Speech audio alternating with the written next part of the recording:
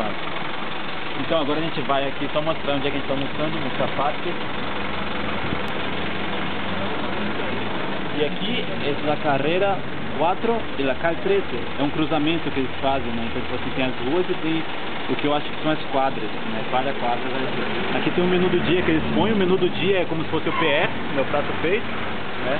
E aqui também tem um pub, né? A Juliana vai entrar e a gente vai mostrar mais ou menos como é que é a decoração, muito bonita.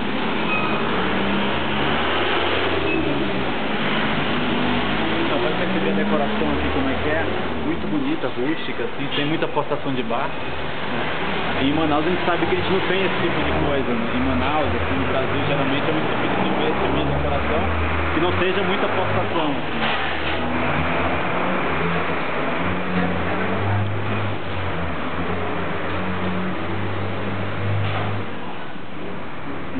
Ficam umas coisas aqui, relógio da Colômbia muito charmoso, né? Então tem essas luminárias aqui, feitas de bambu, né? Alguns artigos típicos antigos, né?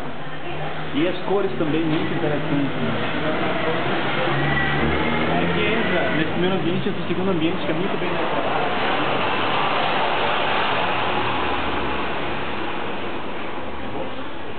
E a dona me falou que essa decoração é toda de Medellín. Nós vamos para Medellín muito. Então tem esse outro estágio aqui, nessa decoração, aí a gente acaba entrando aqui no segundo ambiente, assim, não vai sair.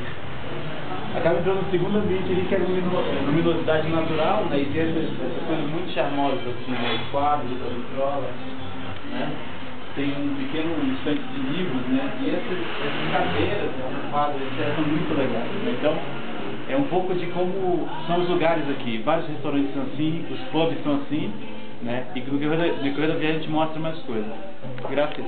Graças, senhor. Para servir, que me almuerzan, por favor. Gracias.